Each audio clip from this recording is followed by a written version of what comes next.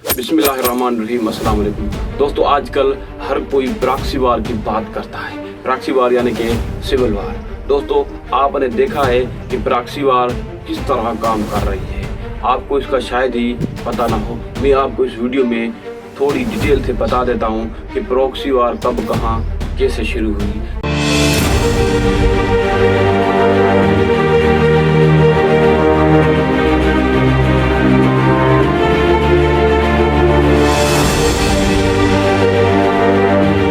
Proxy वार तो Genghis Khan से शुरू होती हुई आज के दौर में घुसती है। दोस्तों, आजकल प्रॉक्सी वार की बात तो हर कोई करता है, लेकिन प्रॉक्सी वार असल में है क्या, ये कोई आपको नहीं बताता या बताने से शायद डरते हैं, क्योंकि प्रॉक्सी वार में दुनिया के बड़े बड़े मुल्क जो हैं वो शामिल है। प्रॉक्सी वार से असल होता क्या है? सबसे पहले किसी भी मुल्क को अगर कोई दुश्मन ज़ेर करना चाहता है तो वो प्रॉक्सी वार शुरू करता है। वो दौर गुजर गए जब तलवार और तीर की जंग होती थी, और वो दौर भी गुजर गए जब बंदूक और बम से जंग होती थी। दोस्तों, आजकल बंदूक और बम इस्तेमाल नहीं होते, क्योंकि आजकल प्रॉक्सी वार का दौर चल रहा है, सिविल वार का दौर चल रहा है। क्योंकि इस वक्त दुनिया में काफ़ी ज़्यादा ममालिक जो हैं वो एटॉमिक पावर है। अगर किसी मुल्क ने एक दूसरे एटम मुल्क पर बम को दाग दिया, एटम बम अगर उसने मार दिया, तो ये दुनिया ख़त्म हो सकती है, क्योंकि एटम बम किसी एक जगह पर नहीं लगता। इसके असरात पूरी दुनिया में छा जाते हैं, क्योंकि इसमें जहरीले गैसें होते हैं। गैसें जो हैं वो हवा में मिल जाती हैं। उसमें नेबरहुड जो कंट्रीज़ होते हैं उनको भी बहुत ज़्यादा नुकसान होता है। अगर दुश्मन मुल्क ने जवाबी कार्रवाई की, फिर तो दुनिया के तबाह होने के चांसेस सबसे ज़्यादा बढ़ जाते हैं। इसीलिए किसी को भी ज़ेर करने के लिए ये एटम बम नहीं लगाए जाते, प्रॉक्सी वार के हथकंडे जो हैं वो अपनाए जाते हैं। दोस्तों, प्रॉक्सी वार का सादा से अल्फाज में अगर हम मतलब निकालें तो ये होता है कि किराए के कातिल, यानी कि वो लोग जो पैसे लेकर काम करते हैं, एजेंट वगैरह। फर्ज करें आपके बहुत सारे दुश्मन हैं, वो आपको बराह रास्त नहीं मारना चाहते और आपको बराह रास्त वो नुकसान नहीं पहुंचाना चाहते, तो फिर आपका दुश्मन क्या करता है कि एक किराए के कातिल को पैसे देता है, वो किसी तरह से आपको नुकसान पहुंचाता है, गाड़ी से टक्कर मार देता है, कोई और काम कर देता है। इसी तरह से मुल्क में भी सिविल वार चल रही है। इसी तरह से मुल्क में रहने वाले कुछ लोगों को पैसे दिए जाते हैं, एड दिए जाते हैं। तो इस प्रॉक्सी वार का पाकिस्तान से अक्टूबर 1947 से ताल्लुक जुड़ा हुआ है, यानी कि जब से पाकिस्तान आज़ाद हुआ और पहली जंग लगी डंगलस ग्रेसी के दौर में, और कायदे आज़म ने जब उसको हुक्म दिया कि जाओ जंग में हिस्सा लो, और डंगलस ग्रेसी ने बिल्कुल ही इनकार कर दिया। दोस्तों, ये प्रॉक्सी वार इतनी ही पुरानी है जितनी कि रवायती जंगें, क्योंकि इसको चंगेज खान ने भी प्रॉक्सी वार को इस्तेमाल किया था। सबसे पहले इसमें क्या किया जाता है, दुश्मन पर नज़र रखी जाती है, दुश्मन की हर हरकत पर नज़र रखी जाती है अपने एजेंट्स के जरिए, और फिर दुश्मन की हर तरक्की की राह में रुकावट बन जाते हैं और हर तरह से दुश्मन को कमज़ोर करने की कोशिश करते हैं। बगदाद, समरकंद, बल्गारिया, सल्जूक, इराक, शाम, सल्तनत अब्बासिया और खुरासान के तारीख के औराक कहते हैं कि इनकी हुकूमतों में निफाक डाला गया, इनको कमज़ोर तर कर दिया गया, इनकी फ़ौज को कमज़ोर कर दिया गया, क्योंकि किसी भी मुल्क की ताकत होती है उसकी आर्मी, उसकी फ़ौज। वही मुल्क के दिफा के लिए सबसे पहले अपना सीना तान कर खड़ी हो जाती है।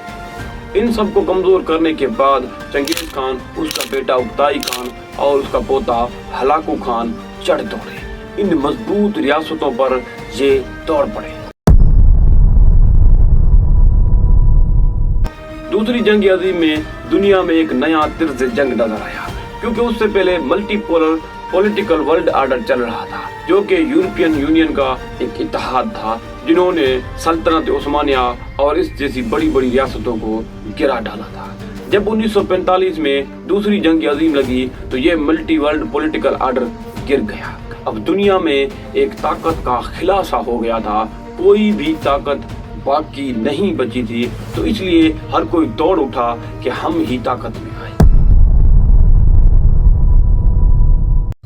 तो वहीं पर सोवियत यूनियन और अमेरिका का टकराव हो गया, और नागासाकी और हिरोशिमा वाले वाक़े ने दुनिया को तब्दील करके रख दिया, क्योंकि ये दुनिया का पहला एटॉमिक हमला था। उसके बाद दुनिया ने सिविल वार का रुख किया और कभी एटम बम का इस्तेमाल नहीं हुआ। और आप देख रहे हैं दुनिया लेवल पर आज सबसे ज़्यादा जो बड़े दो दुश्मन हैं वो है सोवियत यूनियन और अमेरिका, क्योंकि ये दोनों पावर हंगर हैं, ये दोनों दुनिया की ताकत हासिल करना चाहते हैं। ये सरेआम तो एक दूसरे से नहीं लड़ते, लेकिन इन दोनों ममालिक के एजेंट्स एक दूसरे मुल्क में भरे पड़े हैं। दोस्तों, आप हॉलीवुड की फिल्में देख लें या आप बॉलीवुड की फिल्में देख लें, बहुत सारी फिल्में आजकल एजेंटों पर बन रही हैं। आप देख सकते हैं कि उनमें किस तरह ये मुल्क लड़ रहे हैं, इनके किस तरह एजेंट्स काम कर रहे हैं। इसकी एक मिसाल पाकिस्तान में द फॉल ऑफ ढाका की है। इंडिया ने ईस्टर्न पाकिस्तान में मुक्ति बाहिनी नाम से लोगों को अपना स्टेक होल्डर बनाया, यानी कि किराए के कातिल के तौर पर उनको खरीद कर लिया और उनको पाकिस्तानी रियासत यानी कि ईस्ट इंडिया जो बांग्लादेश है के खिलाफ इस्तेमाल किया और लोगों को मारा काटा उनको। उसके बाद पाकिस्तान का तासुर ईस्ट पाकिस्तान में कमजोर हो गया और वहाँ पर पाकिस्तान की आर्मी काम नहीं कर सकी। दोस्तों, आप शायद ही मुझे झूठा बोलें कि आप बोल सकते हैं, क्योंकि आपने शायद वो चीज़ नहीं देखी होगी, नहीं पढ़ी होगी जो मैंने पढ़ी है। दोस्तों, मैं आपको सलाह देता हूँ कि ब्रिगेडियर सादुल्लाह की एक किताब लिखी हुई है बांग्लादेश और ढाका पर, सकूत ढाका, आप वो ज़रूर पढ़ें। उसमें उस ब्रिगेडियर ने लिखा है कि कितनी मुश्किल से पाकिस्तान आर्मी ने वहाँ पर खुद को मुस्तहकम रखने की कोशिश की थी, लेकिन वहाँ पर हालात कंट्रोल से निकल चुके थे और पाकिस्तान आर्मी के जवान शहीद पे शहीद होते चले गए और अपने मुल्क की हिफाजत नहीं कर सके, क्योंकि उनको अपने ही लोगों के खिलाफ लड़ना पड़ा। वहाँ से मरता भी पाकिस्तानी, यहाँ से मरता भी पाकिस्तानी। फौज कभी भी अपनी आम रया पर फायर नहीं करती, लेकिन दिफा ज़रूर करती है। उस दिफा में पाकिस्तान आर्मी फेल हो गई, क्योंकि इसकी बड़ी वजह ये थी कि यहाँ से वेस्ट पाकिस्तान से जो असला सामान जाने वाला था वो नहीं जाता, क्योंकि बाय एयर वेस्ट पाकिस्तान को इंडिया के ऊपर से गुजरना पड़ता था। लेकिन उस वक्त इंडिया ने पाकिस्तान को उड़ने पर पाबंदी लगा दी थी। उसके बाद पाकिस्तान वहां नहीं जा सका, क्योंकि बाय एयर पाकिस्तान को हेलीकॉप्टर से जाना पड़ता और एक दफ़ा इंडिया में फ्यूल भरवाना पड़ता। इंडिया ने वो इजाज़त नहीं दी, ऊपर से ये बैंड भी लगा दिया। बाद में इंडिया के पॉलिटिशियन ये मुकर गई कि हमने इसको बैंड नहीं किया था। लेकिन दोस्तों, आजकल इंडिया की जो मूवीज़ आ रही हैं, आप उसमें देख सकते हैं कि इंडिया ने बिल्कुल वो बैंड लगाया था।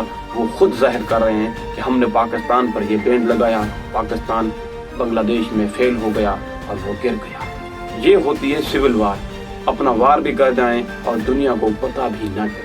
ये किराए के कातलों के जरिए सकूत ढाका हुआ, फॉल ऑफ ढाका पाकिस्तान के दो टुकड़े हो। और उसके अलावा 90 की दिहाई में इलाम टाइगर्स के नाम से इंडिया ने श्रीलंका में भी सिविल वार को हवा दे रखी। और दूसरी मिसाल ये कि ईरान ने मशरक़ की वस्ता में हिजबुल्लाह को अपना जो स्टेक एक्टर बना कर रखा है।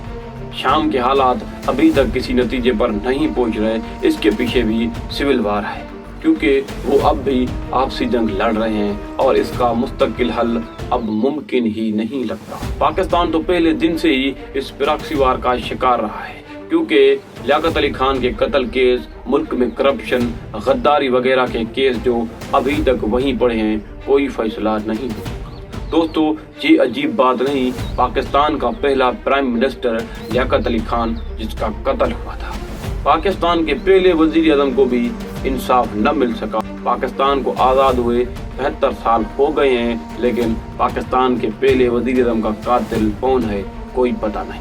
फॉल ऑफ ढाका में शामिल मुल्की दुश्मन आज उनकी औलाद प्रॉक्सी वार के जरिए पाकिस्तान से फिर से लड़ रहे हैं। वो पाकिस्तान को आलमी सतह पर कमज़ोर करने, मईशत पर कमज़ोर करने की ऐसी साजिशों का हिस्सा बने हुए हैं। वो कोई और नहीं, आपके मुल्क में बैठे हुए अच्छी कुर्सियों पर आपके ही लोग हैं, जिनको हुकूमत ने सजाएं सुनाई, वो बाहर भाग गए, लेकिन बाद में फिर वापस आकर उन्होंने मुल्क में इंतशार फैलाया, मुल्क में अवाम को एक दूसरे के सामने खड़ा किया और आपकी ही आर्मी पर इल्ज़ाम लगवाए। दुश्मन क्या करता है, सबसे पहले किसी भी मुल्क को गिराने के लिए उसकी आर्मी को कमज़ोर करता है। दोस्तों, आप सुनते होंगे कि मैं आर्मी की फेवर कर रहा हूँ। दोस्तों, आर्मी ही हर मुल्क की ताकत होती है। अगर आपकी आर्मी नहीं तो दुनिया भाग दौड़ेगी। फर्ज करें आपके घर को 4 दीवारें हैं, उन्हीं 4 दीवारों पर आपके घर के बाहर बाढ़ लगी हुई है, तो कोई भी आपकी दीवार जल्दी से नहीं फलांग सकता, क्योंकि बाढ़ लगी हुई है। अगर वही बाढ़ आप गिरा दें, वही दीवारें आप गिरा दें, तो क्या कोई नहीं आएगा? आप रात को चैन की नींद नहीं सो सकेंगे, क्योंकि आपका मुहाफिज कोई नहीं है दोस्तों। इसलिए हर मुल्क का मुहाफिज उसकी आर्मी होती है। अपनी आर्मी के बाजू बने और अपनी आर्मी के साथ खड़े हो जाएं। आमतौर पर प्रॉक्सी वार में क्या होता है, एक दुश्मन एक हरीफ को खरीद करता है और उसको तीसरे मुल्क की जमीन पर जो भेज देता है वहीं पर लड़ने के लिए।